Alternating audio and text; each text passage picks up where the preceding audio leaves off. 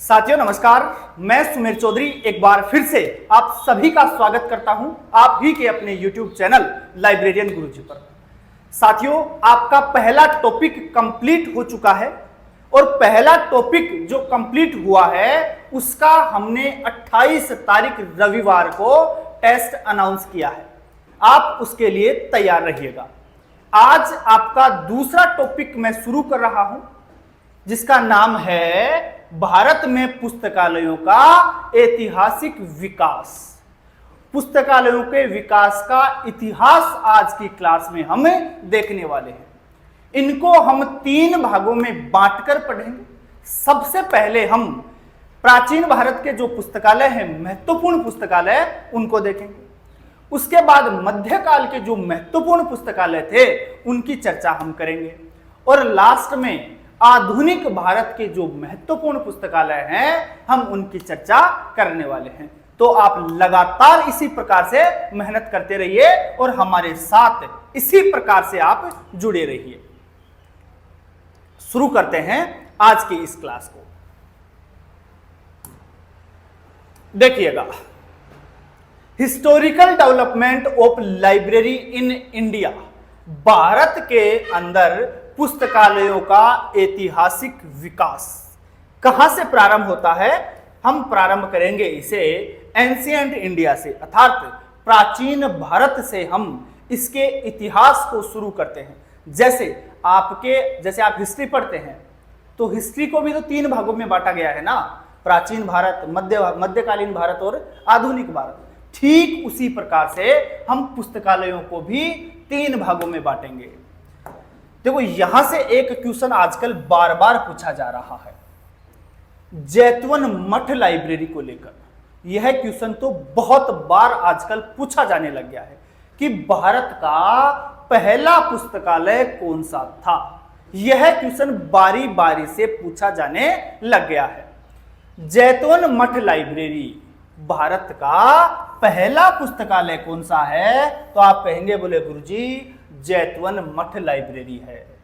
आपसे पूछा जाएगा कि जैतवन मठ लाइब्रेरी कहां पर स्थापित किया गया था, तब आप कहेंगे, बोले श्रावस्ती यूपी में स्थापित किया गया था, उत्तर प्रदेश में स्थापित किया गया था। इन चीजों का आप थोड़ा सा ध्यान रखिए। जैतवन मठ लाइब्रेरी, ध्यान रखना, ये नाम दिमाग में बिठा लेना। जैतवन मठ लाइब्रेरी जो श्रावस्ती यूपी में है, भारत का प्रथम पुस्तकालय था। यहीं से पुस्तकालयों का इतिहास प्रारंभ होता है। दूसरा महत्वपूर्ण पुस्तकालय हम देखेंगे, नालंदा विश्वविद्यालय के पुस्तकालय को भी हम देखने वाले हैं। नालंदा विश्वविद्यालय की स्थापना को लेकर भी बार बार क्वेश्चन पूछा जाता है। बोले नालंदा विश्वविद्यालय की स्थापना कब हुई थी? तब आप कहेंगे सर 400 AD। नालंदा विश्वविद्यालय के पुस्तकालय का नाम क्या है? नाम अगर आपसे पूछा जाए तो आप कहेंगे सर नालंदा विश्वविद्यालय के पुस्तकालय का नाम धर्मगंज है। धर्मगंज अगर ऑप्शन में नहीं हो तब आप कहेंगे, बोले सर पवित्रता मार्ट है। आजकल ये क्वेश्चन इस प्रकार से भी पूछा जाने लग गया है कि पवित्रता मार्ट क्या है? तब आप कहेंगे कि नालंदा विश्वविद्यालय के पुस्तकालय का नाम है। नालंदा विश्वविद्यालय के पुस्तकालय के 2 नाम है, पहला धर्मगंज और दूसरा पवित्रता मार्ट। फिर से क्वेश्चन आजकल ये पूछा जाने लग गया कि जो धर्मगंज था उसमें कितने भवन थे, कितनी बिल्डिंग थी? तो धर्मगंज की मुख्य रूप से 3 बिल्डिंग थी और तीनों बिल्डिंगों के नाम आपसे पूछे जाने लग गए हैं। तो तीनों जो भवन थे उनके नाम क्या थे? रतन सागर, रत्नोधि और रतन रंजक। ये नाम ध्यान रख लेना, रतन सागर, रत्नोधि और रतन रंजक क्या है? बोले सर नालंदा विश्वविद्यालय के जो पुस्तकालय है उसके 3 भवन है, या आप डायरेक्ट बता दीजिए धर्मगंज के 3 भवन है। इस चीज का भी ध्यान रखिएगा। अब इनमें से थोड़ा सा ज्यादा इंपॉर्टेंट है कौन सा? आपका रतन सागर। रतन सागर के बारे में आपसे पूछा जाता है कि रतन सागर कितने मंजिला इमारत है, कितने मंजिल की इमारत है? तो आप ध्यान रखिएगा, रतन सागर 9 मंजिला आपकी इमारत है, इस चीज का भी आप ध्यान रखिएगा। और इस मंजिल में या इस इमारत में पांडुलिपियां और जो दुर्लभ पवित्र ग्रंथ है उनका संग्रह रखा गया है। पांडुलिपियों का मतलब होता है जो ग्रंथ हाथ से लिखे गए थे, हाथ से लिखे हुए बहुत सारे ग्रंथों का संग्रह नालंदा विश्वविद्यालय के धर्मगंज के रतन सागर भवन में स्थित है। इस चीज का आप ध्यान रखिए। पूछा जाता है ना, विजय स्तंभ कितने मंजिला है, जीके में पढ़ते हैं आप, तो विजय स्तंभ को जैसे पढ़ते हैं ठीक उसी प्रकार से पढ़ लीजिए कि रतन सागर कितने मंजिला है, तो आप बताइएगा सर रतन सागर 9 मंजिला इमारत है। रतन सागर क्या है, बोले धर्मगंज का भवन है, नालंदा विश्वविद्यालय के पुस्तकालय का भवन है। इस चीज का आप ध्यान रखिएगा। अब उसके बाद देखना, बात आती है 1193 की। 1193 के अंदर बख्तियार खिलजी ने नालंदा विश्वविद्यालय के पुस्तकालय को अर्थात धर्मगंज को 1193 में लूट लिया था। यहां से बहुत सारे ग्रंथ वह लेकर चला गया था और बहुत से ग्रंथों को उन्होंने यहां जला दिया था। तो इस चीज का भी ध्यान रखना। वो क्वेश्चन पूछा जाता है नालंदा विश्वविद्यालय को लूटने वाला शासक कौन था, तब आप कहिएगा बख्तियार खिलजी थे। बोले कब लूटा था, तब आप कहिएगा सर 1193 में, 93 में लूटा था। इस चीज का आप विशेष रूप से ध्यान रखिएगा। मैं थोड़ा सा फिर आगे बढ़ता हूं और अब हम चलते हैं मध्यकालीन भारत के अंदर। मध्यकालीन भारत में कौन कौन से पुस्तकालय महत्वपूर्ण है, हम उनकी चर्चा करने वाले हैं। सबसे पहले देखिएगा इंपीरियल लाइब्रेरी अर्थात शाही पुस्तकालय, जो कि कहां स्थित है, आपकी दिल्ली में स्थित था, दिल्ली में है भाई। अब आप लोग कमेंट करेंगे, बोले गुरुजी इंपीरियल लाइब्रेरी तो कोलकाता में है। तो कलकत्ता में जो इंपीरियल लाइब्रेरी है उसकी स्थापना 1891 में हुई थी। बाद में 1902 में उसके अंदर कलकत्ता पब्लिक लाइब्रेरी को मिला दिया गया था और कलकत्ता पब्लिक लाइब्रेरी की स्थापना 1836 में हुई थी। 1836 में कलकत्ता पब्लिक लाइब्रेरी की स्थापना, 1891 में इंपीरियल लाइब्रेरी की स्थापना जो कि कोलकाता में ही थी। इन दोनों को 1902 में मिला दिया गया था। बाद में इसी ने अपने नेशनल लाइब्रेरी ऑफ इंडिया का रूप ग्रहण किया था।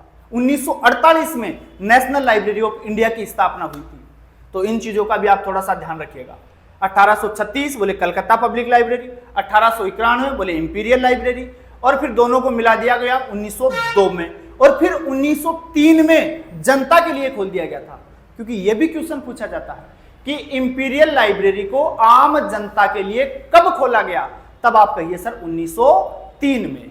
इंपीरियल लाइब्रेरी और कलकत्ता पब्लिक लाइब्रेरी को कब मिलाया गया, तब आप कहेंगे 1902। कलकत्ता पब्लिक लाइब्रेरी की स्थापना कब हुई, तब आप कहेंगे सर 1836। आपसे पूछा जाए इंपीरियल लाइब्रेरी कोलकाता की स्थापना कब हुई, तब आप कहेंगे सर 1891 में, 91 में। इन चीजों का ध्यान रखिएगा। ये जो इंपीरियल लाइब्रेरी हम पढ़ रहे हैं, ये आपके जलालुद्दीन खिलजी वाली इंपीरियल लाइब्रेरी है। इस चीज का ध्यान रखना। शाही पुस्तकालय था जलालुद्दीन खिलजी का, और जलालुद्दीन खिलजी ने इस लाइब्रेरी की जब स्थापना करी तो अमीर खुसरो को वहां का लाइब्रेरियन नियुक्त किया था, पुस्तकालय अध्यक्ष नियुक्त किया था। ये क्वेश्चन पूछा जाता है, 4 ऑप्शन दे देगा और आपसे पूछेगा निम्न में से जलालुद्दीन खिलजी का पुस्तकालय अध्यक्ष कौन था, तब आप कहेंगे सर अमीर खुसरो। तो अमीर खुसरो भी लाइब्रेरियन थे, ध्यान रखिएगा, पुस्तकालय अध्यक्ष थे। पढ़ते हैं आप इतिहास के अंदर, इससे पढ़ते हैं, तो इस चीज का भी आप ध्यान रखिएगा। फिर हम बढ़ते हैं रामपुर रज्जा लाइब्रेरी। रामपुर रज्जा लाइब्रेरी, यहां से भी क्वेश्चन पूछा जाता है कि रामपुर रज्जा जो लाइब्रेरी है इसकी स्थापना कब हुई और कहां हुई। रामपुर रज्जा लाइब्रेरी की स्थापना 1774 में हुई और कहां हुई, उत्तर प्रदेश के अंदर। याद रखिएगा, यहां से एक क्वेश्चन और बन सकता है मैंने वो यहां इसलिए नहीं डाला क्योंकि आगे हम वही टॉपिक पढ़ने वाले हैं, तो वहां पर डिटेल से कवर हो जाएगा वह आपका टॉपिक। रामपुर रज्जा लाइब्रेरी को राष्ट्रीय महत्व का संस्थान भी घोषित किया गया है। भारत के कुल 5 पुस्तकालयों को राष्ट्रीय महत्व के संस्थान घोषित किए गए हैं। हम चर्चा करेंगे इनकी भी। 5 पुस्तकालयों में आपका एक रामपुर रज्जा नामक पुस्तकालय भी उस श्रेणी में आता है, जिसकी स्थापना 1774 में हुई। अब आपके दिमाग में प्रश्न उठ रहा होगा, बोले सर रामपुर रज्जा लाइब्रेरी की स्थापना तो 1774 में हो गई, बोले राष्ट्रीय महत्व का संस्थान इसे घोषित किया गया, तो क्या सर उसकी भी सन याद करनी है कि कब राष्ट्रीय महत्व का संस्थान घोषित किया गया? तो मैं कहूंगा जी हां, उसकी आपको वह सन भी याद करनी है। तो आपसे पूछा जा सकता है कि रामपुर रज्जा लाइब्रेरी को राष्ट्रीय महत्व का संस्थान कब घोषित किया गया? उस परिस्थिति में आप बताएंगे, बोले गुरुजी 1975 के अंदर 201 साल के बाद इस पुस्तकालय को राष्ट्रीय महत्व का संस्थान घोषित किया गया था। ये आगे आ जाएगा, मैं आगे करवाऊंगा, अभी यहां कुछ नोट करने की आवश्यकता आपको नहीं है। फिलहाल आप यहां पर सिर्फ इतना याद रख लीजिए कि रामपुर रज्जा लाइब्रेरी कहां पर स्थित है और इसकी स्थापना कब की गई थी। तो आप बताइए 1774 में स्थापना हुई और स्थापना उत्तर प्रदेश के अंदर करी गई थी, यूपी के अंदर यह है स्थित है। बोले इतना सा आप दिमाग में रख लेना। चलते हैं थोड़ा सा और भी आगे और बात करते हैं प्री इंडिपेंडेंस इंडिया के टाइम पर जो जो पुस्तकालय थे, अर्थात स्वतंत्रता से पूर्व के जो पुस्तकालय हैं, हम उनके बारे में भी चर्चा करते हैं कि कौन कौन से महत्वपूर्ण पुस्तकालय स्वतंत्रता से पहले जो इंपॉर्टेंट हैं उनको हम सिर्फ देखेंगे। देखिएगा, सबसे पहले आपका आता है मौलाना आजाद लाइब्रेरी। मौलाना आजाद लाइब्रेरी पूछा जाता है यहां से क्वेश्चन, मौलाना आजाद लाइब्रेरी का प्रसिद्ध नाम क्या है? तो आप बताइएगा central library of Aligarh Muslim university. Cut रहा है क्या साइड में? थोड़ा सा मैं इसको छोटा कर देता हूं, अगर कट रहा है तो ठीक है। अलीगढ़ मुस्लिम यूनिवर्सिटी,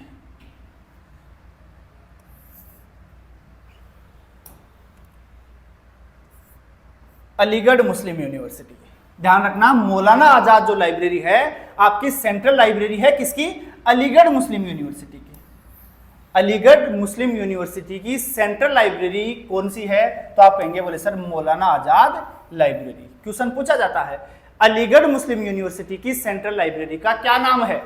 क्वेश्चन सीधा सीधा पूछा जाता है, आप कहेंगे मौलाना आजाद लाइब्रेरी। अब यहां से देखिएगा, अगर आप कोई अच्छे लेवल का पेपर दे रहे हैं तो आपसे यह भी पूछा जा सकता है कि जो मौलाना आजाद लाइब्रेरी है उसकी नींव किसके द्वारा रखी गई थी? नींव किसके द्वारा रखी गई थी और उद्घाटन करने के लिए कौन साहब आए थे?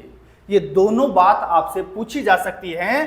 तो आप कहिएगा, बोले सर नींव तो रखी थी लिटन ने, लॉर्ड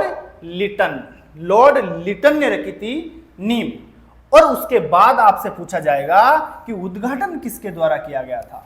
तो बोले सर उद्घाटन नेहरू जी के द्वारा किया गया था।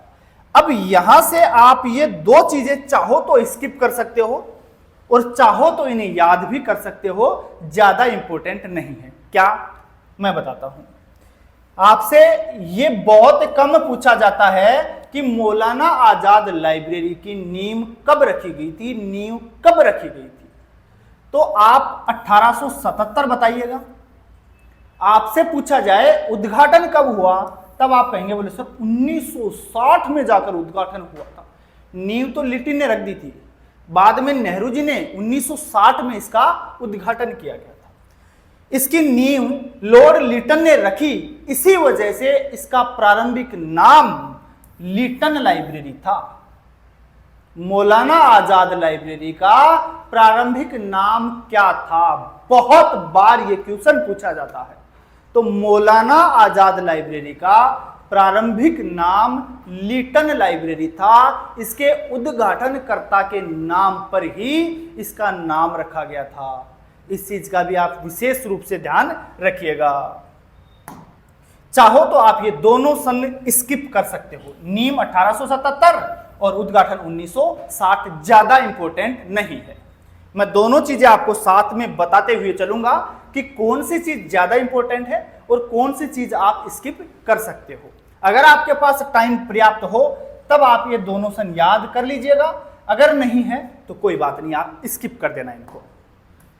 चलिएगा दूसरी महत्वपूर्ण लाइब्रेरी देखते हैं, सियाजी राव गायकवाड़ लाइब्रेरी। सियाजी राव गायकवाड़, ये तो आप पूरी डिटेल से पढ़ेंगे। सियाजी राव को तो हम बहुत डिटेल से पढ़ने वाले हैं। जब भारत में पुस्तकालय शिक्षा को हम पढ़ेंगे उस समय सियाजी राव गायकवाड़ को हम बहुत डिटेल के साथ में पढ़ने वाले हैं। ये मत सोचिएगा कि बोले गुरुजी सियाजी राव गायकवाड़ तो पढ़ा ही बनी, तो ये तो हम वहां पढ़ेंगे जब हम शिक्षा की बात करेंगे पुस्तकालय विज्ञान की, कि किसने प्रारंभ करवाई, कब प्रारंभ करवाई, किसको बुलाया, कब बुलाया, है ना, कहां बुलाया, ये सारी चीजें हम चर्चा करेंगे वहां पर। फिलहाल आप इतना देख लीजिए, सियाजी राव गायकवाड़ लाइब्रेरी की स्थापना कब हुई, ये याद रखना पड़ेगा आपको। ये पूछा जाता है, बोले सियाजी राव गायकवाड़ लाइब्रेरी की स्थापना 1917 में हुई। और कहां पर हुई, बोले सर वाराणसी, जो कि यूपी में पड़ता है, उत्तर प्रदेश के अंदर पड़ता है। ये बहुत ही महत्वपूर्ण लाइब्रेरी है। यहां से बार बार आपके एग्जाम में क्वेश्चन पूछे जाते हैं, बहुत ज्यादा इंपॉर्टेंट है। मैं कहूं नालंदा विश्वविद्यालय के बाद सबसे इंपॉर्टेंट क्वेश्चन यहां से बनता है।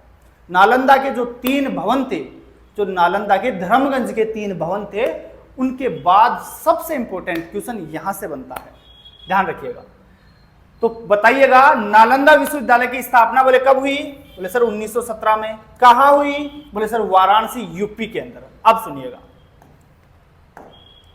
BHU, ध्यान रखिएगा, आपसे बहुत बार क्वेश्चन पूछा जाएगा। बोले बनारस हिंदू यूनिवर्सिटी के पुस्तकालय को हम किस नाम से जानते हैं, यह क्वेश्चन पूछा जाता है। बनारस हिंदू यूनिवर्सिटी BHU के पुस्तकालय का नाम क्या है, तो आप कहेंगे बोले सियाजी राव गायकवाड़ लाइब्रेरी। BHU आपकी कहां पड़ती है, उत्तर प्रदेश में, तो पुस्तकालय भी कहां जाएगा, उत्तर प्रदेश में। और उत्तर प्रदेश के वाराणसी में कौन सी महत्वपूर्ण लाइब्रेरी है, बोले सर सियाजी राव गायकवाड़ लाइब्रेरी। कहां है, तो बोले BHU की है सर, ये BHU के अंदर है। इस चीज का ध्यान रखिएगा। अब आपसे यह भी पूछा जाने लग गया है कि सियाजी राव गायकवाड़ लाइब्रेरी की स्थापना किसने की थी, किसकी याद में करी गई थी, ये दोनों क्वेश्चन पूछे जाते हैं, ध्यान रखिएगा। तो ध्यान रखिएगा, PK तेलंग ने अपने पिता KT तेलंग की याद में करी थी। ये तेलंग साहब थे जिन्होंने अपने पिता KT तेलंग की याद में आपकी सियाजी राव गायकवाड़ लाइब्रेरी की स्थापना करी। पूछा जा सकता है कि किसकी स्मृति में करी, बोले सर KT तेलंग की स्मृति में। किसने करी, KT तेलंग के पुत्र PK तेलंग के द्वारा स्थापना करी। कब करी गई, 1917 में। कहां करी गई, बोले वाराणसी, यूपी में। अरे बोले क्या किया गया, बोले सियाजी राव गायकवाड़ लाइब्रेरी की स्थापना की गई। बोले BHU की लाइब्रेरी का क्या नाम है, तब आप कहेंगे सियाजी राव गायकवाड़ लाइब्रेरी है। तो इन चीजों का आप ध्यान रखिएगा, बहुत बड़ी लाइब्रेरी है। मैं आपसे यह कहूं कि भारत के सबसे बड़े पुस्तकालयों की इस प्रणाली में इसे शामिल किया जाता है। बहुत बड़े पुस्तकालयों में शामिल होता है सियाजी राव गायकवाड़ पुस्तकालय। मैंने नोट भी दे दिया है नीचे, देखिएगा। भारत में सबसे बड़े विश्वविद्यालय पुस्तकालय प्रणालियों में से एक है, सबसे बड़े विश्वविद्यालय पुस्तकालयों में से एक है आपका कौन सा, सियाजी राव गायकवाड़ लाइब्रेरी। अब देखिएगा, कुछ छोटे छोटे पुस्तकालय हैं, उनके नाम आपको पता होना चाहिए और उनका वर्ष आपको याद होना चाहिए कि इनकी स्थापना कब की गई थी। ये चीजें ज्यादा महत्वपूर्ण है। देखिएगा, मैं बता दूंगा किसकी सन ज्यादा इंपॉर्टेंट है, उसकी सन आप याद कर लीजिएगा। बाकी आपको ये तो जरूर से याद होना चाहिए कि यह कहां पर स्थित है। एक दो ऐसे हैं जिनके बारे में आपको क्वेश्चन नहीं पूछा जाता है, उनके लिए इंपॉर्टेंट है। जैसे उड़ीसा वाला है तो वो उड़ीसा वालों के लिए इंपॉर्टेंट है। ये है ना रेवेंशो कॉलेज कटक, कटक उड़ीसा के अंदर है, तो ये आपके लिए ज्यादा इंपॉर्टेंट नहीं है। ये जो बच्चे उड़ीसा के हैं वो लाइब्रेरियन की तैयारी करते हैं, ये उनके लिए इंपॉर्टेंट है। आप इसे स्किप कर दीजिएगा। इन चीजों को मैं साथ में बताते हुए जाऊंगा, कौन सी चीजें ज्यादा इंपॉर्टेंट है, कौन सी कम है। तो देखिएगा, एशियाटिक सोसाइटी मुंबई, ये पूछा जाएगा। नाम से ही पता चल गया कहां पर है, मुंबई में है। बोले सर एशियाटिक सोसाइटी मुंबई में है। अब ध्यान रखिएगा, आजकल क्वेश्चन एक और पूछता है, और अब बच्चे कंफ्यूज कैसे होते हैं। एशियाटिक सोसाइटी का नाम आते ही दिक्कत होती है। बोले सर कभी तो मुंबई आंसर होता है, कभी एशियाटिक सोसाइटी कोलकाता आंसर होता है, तो ये क्या है। तो बेटा एशियाटिक सोसाइटी आपकी दो है, ध्यान रखिएगा। क्वेश्चन पूछा जाता है एशियाटिक सोसाइटी, कोष्टक में अगर कोलकाता दे तो कोलकाता वाली की सन बताएंगे, कोष्टक में अगर मुंबई दे तो मुंबई वाली की सन बताएंगे। आपको अगर कोष्टक में मिले कि एशियाटिक सोसाइटी मुंबई की स्थापना कब हुई, तो आप कहेंगे बोले सर 1804 में हुई। एशियाटिक सोसाइटी एक और है जो कि कोलकाता में है, वहां भी क्वेश्चन पूछा जाता है कि एशियाटिक सोसाइटी, और कोष्टक में दे देगा कोलकाता, स्थापना कब हुई। तब आप बताइएगा 1784। मैंने ये यहां नोट नहीं करवाया है क्योंकि यह टॉपिक भी आगे आएगा, तो वहां पर इसे पढ़ने वाले हैं। फिलहाल जब बात आ गई तो मैंने आपको बता दी है। ये सन आपको याद होनी चाहिए, 1804 और 1784। आप चाहो तो यहां भी नोट कर लेना, एशियाटिक सोसाइटी कोलकाता, कोलकाता, इसकी स्थापना कब हुई थी, 1784 में। ये सन सारी याद होनी चाहिए आपको, है ना। 1784 में कोलकाता वाली की स्थापना हुई थी, और जो मुंबई के अंदर एशियाटिक सोसाइटी है उसकी स्थापना 1804 में हुई थी। ये दोनों सन बार बार पूछी जाती हैं और अधिकतर बच्चे यहां कंफ्यूज होते हैं। इस चीज को आप अच्छे से दिमाग में बिठा लीजिए। अब ये चाहो तो आप स्किप कर सकते हो, ये ज्यादा इंपॉर्टेंट नहीं है आपके लिए, ये वाला आप छोड़ सकते हो, ये नहीं पूछा जाता है। सीएमसी कॉलेज जो कोट्टायम कोलकाता में है, इसकी स्थापना 1816 में हुई थी। आपके पास बहुत ज्यादा समय है, तब आप इसे याद करिएगा, अदरवाइज इसे आप स्किप कर सकते हो, नहीं पूछा जाता है। इसे भी आप स्किप कर सकते हो, ये दोनों चीजें आप स्किप कर सकते हो। मैंने इसलिए डाली है क्योंकि बहुत से बच्चे होते हैं कि सर ये तो आपने करवाई ही नहीं, ये तो आपने करवाया ही नहीं, तो ये भी इसलिए मैंने करवा दिया है, बाकी ये इंपॉर्टेंट नहीं है। अब ये सारी इंपॉर्टेंट है जो नीचे दे रखे हैं, बहुत ही महत्वपूर्ण है। कलकत्ता पब्लिक लाइब्रेरी, और ये कलकत्ता पब्लिक लाइब्रेरी वो वाली है जिससे बाद में आपकी नेशनल लाइब्रेरी बनी थी, भारत का राष्ट्रीय पुस्तकालय इसी के आधार पर बना था। ये कलकत्ता पब्लिक लाइब्रेरी 1836 में, और इन दो को मिलाया गया था, एक तो कलकत्ता पब्लिक लाइब्रेरी को और आपकी इंपीरियल लाइब्रेरी जिसकी स्थापना 1891 में हुई थी, इन दोनों को मिला दिया गया था एक जगह। और फिर कब मिलाया गया था, 1902 में, फिर 1903 में जनता के लिए खोल दिया गया, और बाद में 1948 में इसी को भारत का राष्ट्रीय पुस्तकालय नाम दे दिया गया था। तो इस चीज का भी ध्यान रखिएगा, दिमाग में बैठ जानी चाहिए। ये कौन सी वाली है, बोले सर वो नेशनल लाइब्रेरी वाली है, ये कोलकाता पब्लिक लाइब्रेरी। अब ये देख लीजिएगा, बहुत इंपॉर्टेंट है, कोनेमारा। कोनेमारा बोले रहे, अरे कोनेमारा बोले चैनसुर है ना, चैनसुर है बोले कोन्नीमारा। तो कोन्नीमारा पब्लिक लाइब्रेरी कहां पर स्थित है, चेन्नई के अंदर है। स्थापना कब हुई, 1890 में। खुदाबख्श और कोन्नीमारा आपको दोनों एक साथ ऑप्शन में मिलती है लगभग टाइम। खुदाबख्श 1 वर्ष बढ़ा देना, खुदा ने बख्श दिया है ना, तो एक और बख्श देना, आप भी 1890 की जगह 1891 कर देना। खुदा ने बख्शा है तो एक और आप भी बख्श देना, तो 1891 में खुदा बख्श है। और कोन्नीमारा, तो कोन्नीमारा बोले चैनसुर है, तो चेन्नई के अंदर तो है, और कब बनी थी, 1890 में बनी थी, ये याद रख लेना। ये क्वेश्चन भी पूछा जाने लग गया है और बहुत बार पूछा जाता है, केंद्रीय सचिवालय पुस्तकालय कहां स्थित है, कहां स्थित है, यह क्वेश्चन पूछा जाता है। सन बहुत कम पूछी जाती है, केंद्रीय सचिवालय पुस्तकालय कहां पर स्थित है?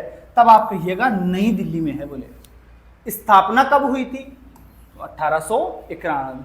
खुदाबख्श जो लाइब्रेरी थी उसी के साथ इसकी स्थापना हुई थी। दोनों की सन एक ही है। इस चीज को इस प्रकार से जोड़कर आप याद कर लीजिएगा।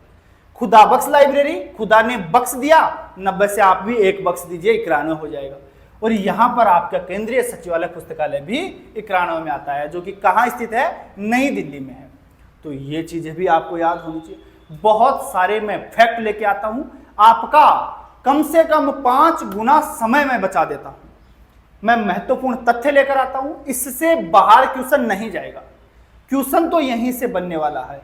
मैं फालतू की थ्योरी लेकर नहीं आता। अगर मैं थ्योरी लेकर आऊंगा तो जो मैटर मैं 1 घंटे में दे पा रहा हूं वो कम से कम 5 घंटे में दे पाऊंगा, और फिर टाइम आपका फालतू ही वेस्ट होगा, क्योंकि क्वेश्चन तो यहीं से बनने वाला है। जब मैं टॉपिक कंप्लीट करवा दूं तो आप उस टॉपिक के क्वेश्चन देखिएगा, विभिन्न प्रकार की पुस्तकों में देखिएगा। कंप्लीटली कंटेंट जो मेरा है उसमें से आपके सारे क्वेश्चन मिल जाएंगे। फिर भी अगर कोई क्वेश्चन छूट जाता है तो मैं आपको टेस्टों में डाल दूंगा, क्वेश्चन सीरीज में करवा दूंगा। छोड़ने वाले हम किसी भी प्रकार से किसी भी क्वेश्चन को नहीं है। आपको वो एग्जाम में ऐसे कभी नहीं लगेगा कि ये क्वेश्चन मैंने नहीं पढ़ा। सारे क्वेश्चन आपको इस डिजिटल पैनल के माध्यम से पढ़ाए हुए एग्जाम में मिलेंगे। अगर आप गलत करके आओगे या छोड़ के आओगे, ये आपका फॉल्ट है। आप अपनी कमी की वजह से क्वेश्चन गलत करोगे, मेरे पढ़ाए हुए सारे क्वेश्चन आपको एग्जाम में मिलेंगे। ऐसा कोई क्वेश्चन नहीं होगा जो मैंने नहीं पढ़ाया है आपको, सारे वही क्वेश्चन आएंगे जो मैंने आपको पढ़ाए हैं। अगर कहीं कमी है तो वो सिर्फ और सिर्फ आप अपनी मेहनत में रख रहे हो। चलिएगा आगे चलते हैं थोड़ा सा। खुदा बख्श, खुदा ने बख्श दिया। बोले ठीक है, खुदा ने बख्श दिया। खुदा बख्श कहां पर है भाई? खुदा बख्श लाइब्रेरी पूछा जाता है बहुत बार। ये कट गया भाई, थोड़ा सा मैं लिख देता हूं। खुदा बख्श लाइब्रेरी पटना में है और इसकी स्थापना कब हुई थी? 1891 में हुई थी। ध्यान रखना भाई, 1891 में। खुदा बख्श ओरिएंटल पब्लिक लाइब्रेरी कहां पर स्थित है? पटना में है। और कब हुई थी स्थापना? 1891 में। दोनों को एक साथ जोड़ के याद कर लेना। यह आ गई आपकी इंपीरियल लाइब्रेरी ऑफ इंडिया। वो इंपीरियल लाइब्रेरी अलग थी, वो नई दिल्ली में थी। ये कौन सी है? कोलकाता में है। ये तो आपके लिए इंपॉर्टेंट है, बहुत इंपॉर्टेंट है ये वाली, क्योंकि यही आपके नेशनल लाइब्रेरी को बनाने वाली है। नेशनल लाइब्रेरी इसी को नाम दिया गया था बाद में, इंपीरियल लाइब्रेरी। इसी का नाम बदलकर नेशनल लाइब्रेरी किया गया था 1948 में, है ना। और फिर बाद में समय समय पर उनका स्थान चेंज होता रहा। तो वो सारी चीजें भी हम देखने वाले हैं। तो बहुत बढ़िया तरीके से स्थान परिवर्तित होता रहा गया। कभी बेल्वेडियर हॉल में जाता है, कभी कहाँ कभी कहाँ। तो ये सारे स्थान भी हम देखने वाले हैं, कब कब कहाँ कहाँ गई है वो लाइब्रेरी।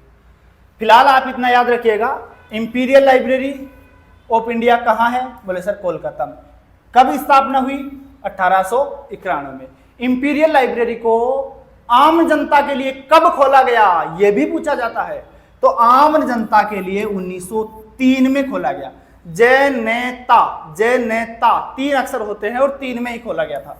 तो जनता के लिए 3 में खोला गया था और 1902 में कलकत्ता और इंपीरियल लाइब्रेरी दोनों को मिलाया गया था और अगले साल उसे सबके लिए खोल दिया गया था। बोले सभी आकर के पढ़ सकते हैं इसमें।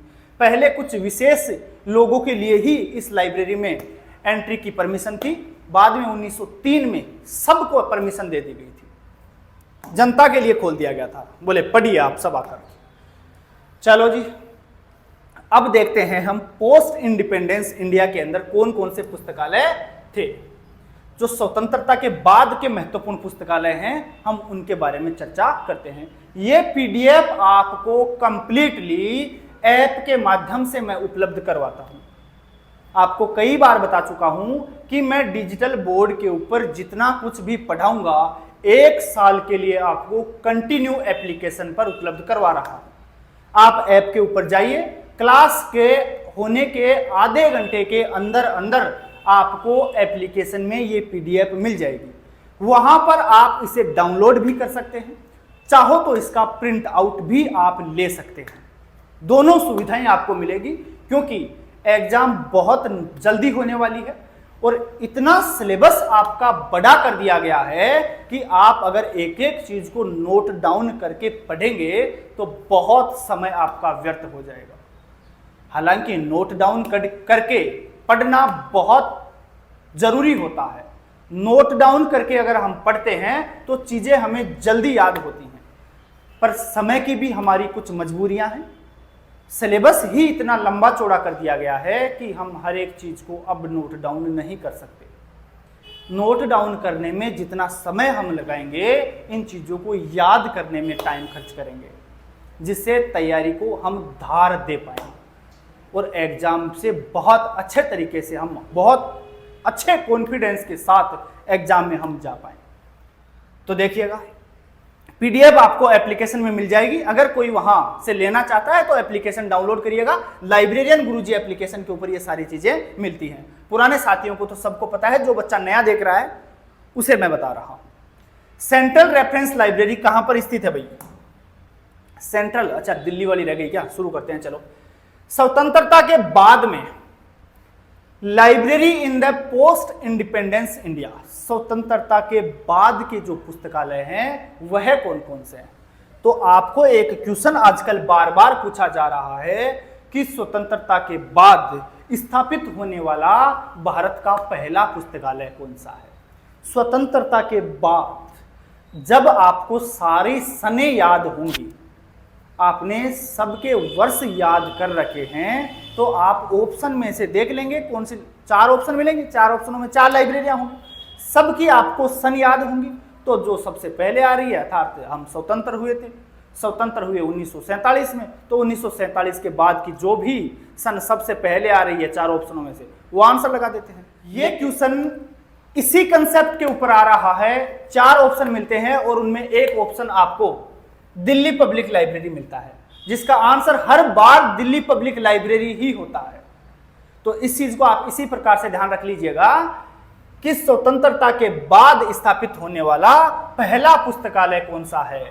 तो आप कहेंगे, बोले सर दिल्ली पब्लिक लाइब्रेरी है, जिसकी स्थापना 1951 में हुई थी और हम स्वतंत्र हो जाते हैं 1947 के अंदर।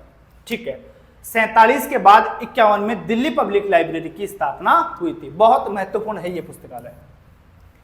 आगे हम डिटेल से भी पढ़ेंगे इसको भी। फिलहाल आप इनके नाम और ये कहां स्थित है बस इतना याद करते हुए जाइए। पुस्तकालयों को हम डिटेल से पढ़ने वाले हैं। जो महत्वपूर्ण पुस्तकालय हैं, जहां डीपली क्वेश्चन आते हैं, मैं एक एक पुस्तकालय को डीपली पढ़ाऊंगा आपको, चिंता ना करिए आप। फिलहाल इनके नाम और वर्ष आप याद करते जाइएगा।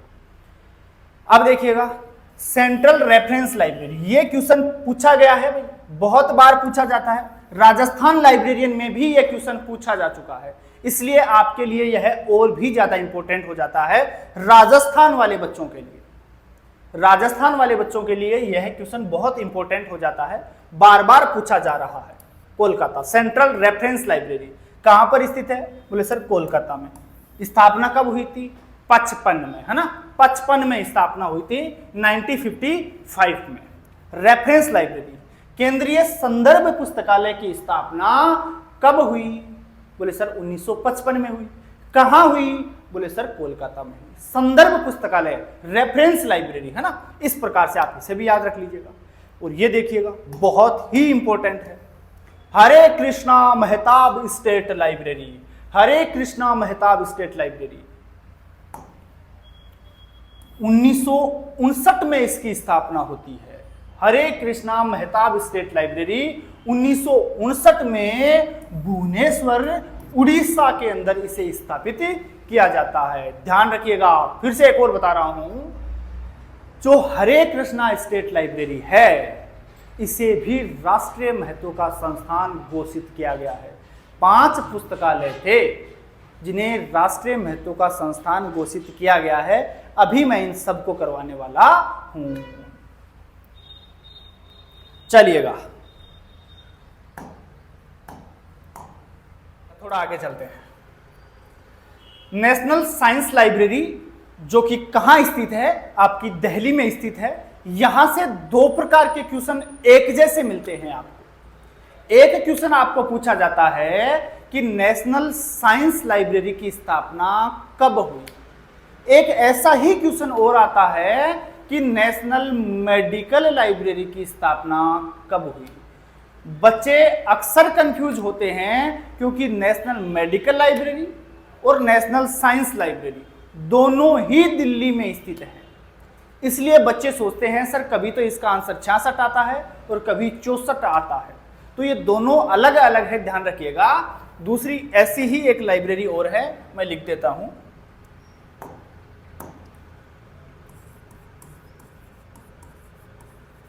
नेशनल मेडिकल लाइब्रेरी,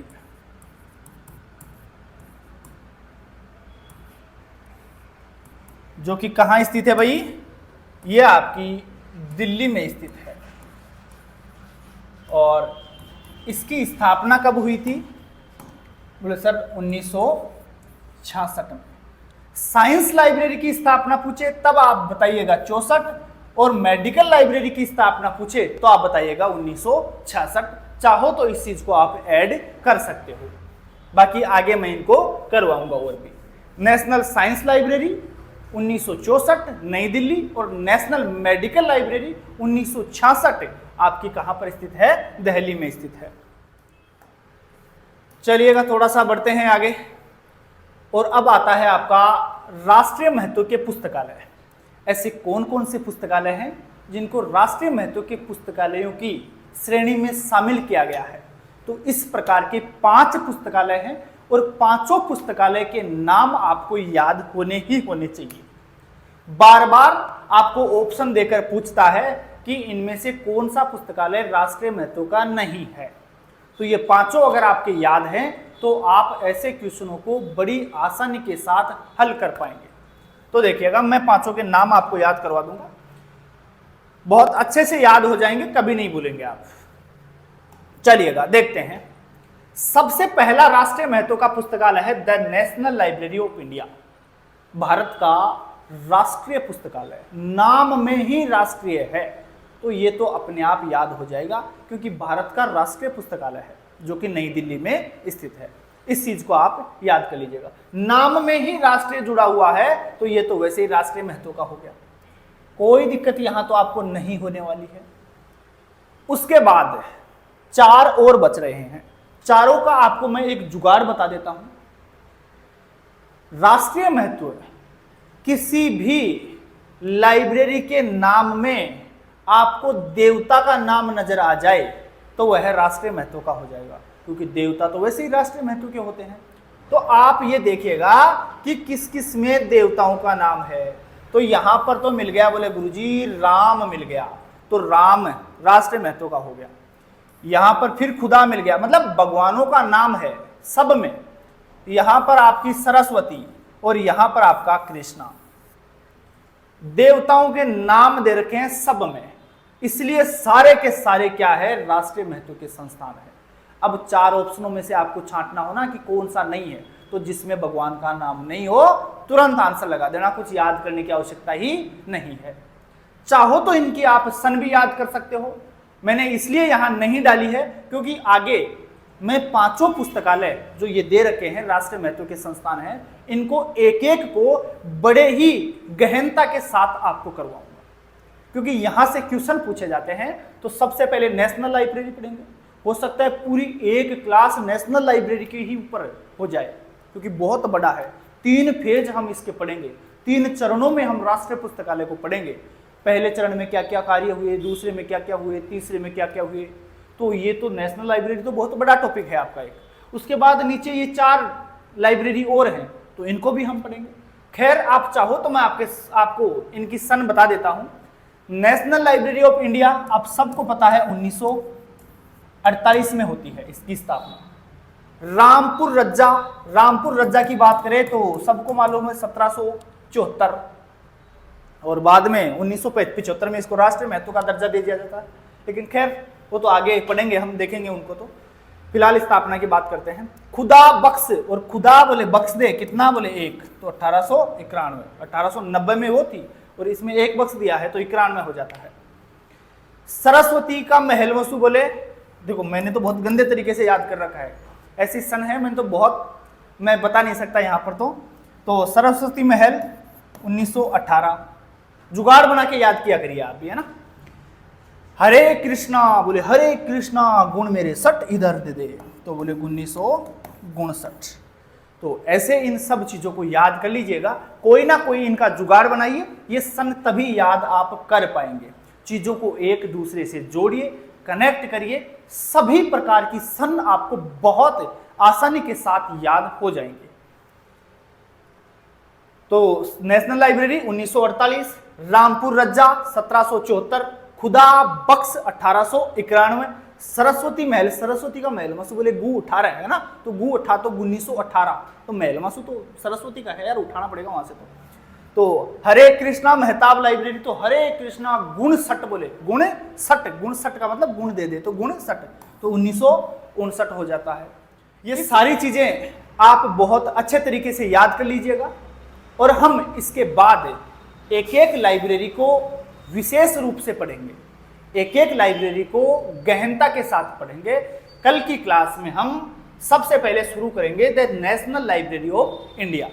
इसके जितने भी चरण हैं, 3 चरणों में इसका विकास हुआ है, और हो सकता है पूरी क्लास ही इस पे हो जाए, क्योंकि बहुत डीपली पढ़ना पड़ेगा आपको नेशनल लाइब्रेरी ऑफ इंडिया को। तो आप बने रहिए, इसी प्रकार से लगातार मेहनत करते रहिए, एक ना एक दिन आप सफलता के उस आसमान को जरूर छूएंगे। बहुत बहुत धन्यवाद। जय हिंद, जय भारत।